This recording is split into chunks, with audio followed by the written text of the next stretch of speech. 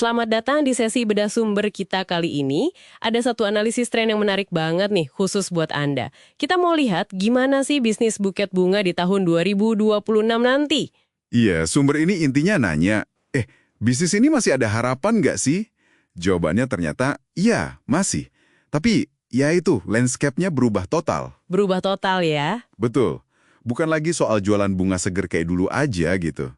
Oke, menarik nih. Jadi misi kita hari ini membongkar perubahan itu. Kita pengen paham kenapa kok masih relevan, terus gimana transformasinya dari jual bunga jadi katanya nih jual kenangan. Jual kenangan, iya. Dan apa aja syarat suksesnya nanti. Nah, pertanyaan kuncinya yaitu, apa syaratnya? Kita mulai dari tren pertama yang disorot sumber ini deh, soal pergeseran dari bunga segar. Kenapa tuh? Flowers ini dilihat sebagai simbol. Simbol apa tuh? Simbol kenangan yang tak akan layu. Jadi ada pergeseran nilai gitu, ke arah keabadian. Keabadian ya? Iya. Dan menariknya, ini juga ngubah permainan buat penjualnya loh. Risiko bunga rusak pas dikirim itu jadi minim banget.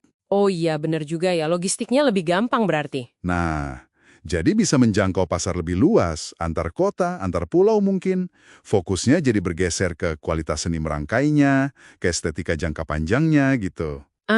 Oke. Jadi ini lebih dalam ya maknanya, bukan sekedar anti ribet atau praktis doang. Ini soal gimana caranya momen itu bisa awet gitu ya. Betul. Implikasinya berarti buat pelaku usaha fokusnya mesti ke bahan yang berkualitas tinggi, yang bisa jadi elemen dekorasi permanen di rumah orang, bukan cuma hadiah sesaat aja. Tepat sekali. Nilai produknya jadi lebih dari sekedar bunganya itu. Oke. Nah, kalau dari produk yang lebih awet ini, terus gimana cara penyajiannya? Sumber ini kan juga nyinggung soal pengalaman dan cerita ya. Katanya di sini nih jadi menarik banget. Betul banget. Analisis ini nunjukin kalau buket bunga itu makin sering jadi bagian dari bingkisan atau hampers yang lebih gede, lebih tematik. Contohnya gimana tuh? Ya, misalnya buket bunga kering dipasangin sama mau custom nama, atau shawl, atau mungkin produk bayi buat kado lahiran gitu. Wah, oke.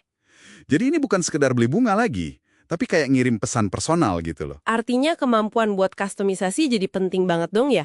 Terus bungkusnya juga nggak bisa asal-asalan lagi berarti. Persis, sumber ini nekanin banget pentingnya kemasan yang elegan. Mungkin kotak atau tas yang bisa dipakai ulang, yang reusable gitu.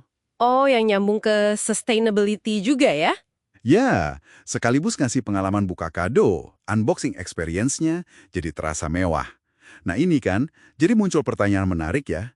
Gimana caranya bisnis bisa nangkep nuansa personal, emosi ini, terus nerjemahinnya ke produk sama kemasannya secara efektif?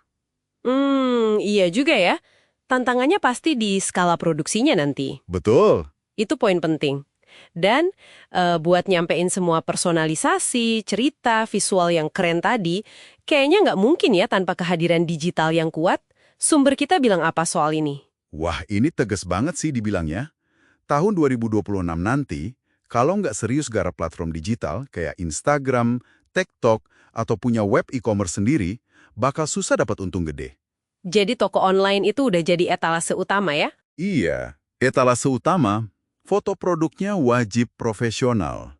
Kan ini bisnis visual ya, detail tekstur, warna, itu harus kelihatan jelas banget. Jadi nggak cukup cuma pajang foto produk sama harga doang gitu. Jauh, lebih dari itu. Pemasaran kontennya, konten marketingnya, itu harus nyentuh emosi. Nyentuh emosi gimana maksudnya? Ya, misalnya cerita di balik pembuatan buket yang spesial, momen haru pas pengiriman, atau mungkin tips ngerawat bunga keringnya. Ini buat bangun koneksi. Oke, bangun ikatan gitu ya. Iya. Terus fitur kayak tanya jawab, FAQ di web, atau mungkin highlight di Instagram, itu juga penting buat bangun kepercayaan. Buat jawab kekhawatiran orang soal pengiriman aman nggak, atau cara pesan custom gimana. Jadi platform digital ini jadi jembatan buat semua elemen personalisasi sama cerita yang tadi kita omongin. Oke deh, jadi kalau kita rangkum nih ya semua temuan dari sumber ini buat Anda yang mungkin tertarik, bisnis buket bunga ini nggak lagi sama kayak dulu, tapi lagi bertransformasi besar-besaran, bukan berarti mati ya? Bener. Kunci utamanya itu di pergeseran identitas bisnisnya. Menurut analisis ini ya, dari cuma penjual bunga jadi semacam kurator kenangan abadi. Kurator kenangan abadi, keren juga istilahnya. Iya kan? Fokusnya jadi ke 3 hal utama. 1, produknya tahan lama. 2, personalisasinya mendalam. 3, pengalaman keseluruhannya terasa istimewa, termasuk pas buka kemasan itu. Oke, jadi 3 pilar nih buat sukses di 2026 menurut sumber yang kita bedah, produk abadi, personalisasi dalam bingkisan estetik, dan strategi digital yang kuat plus kayak cerita emosional. Nah, sebagai penutup nih ya, ada satu pemikiran menarik dari analisis ini yang bisa Anda bawa pulang buat direnungkan.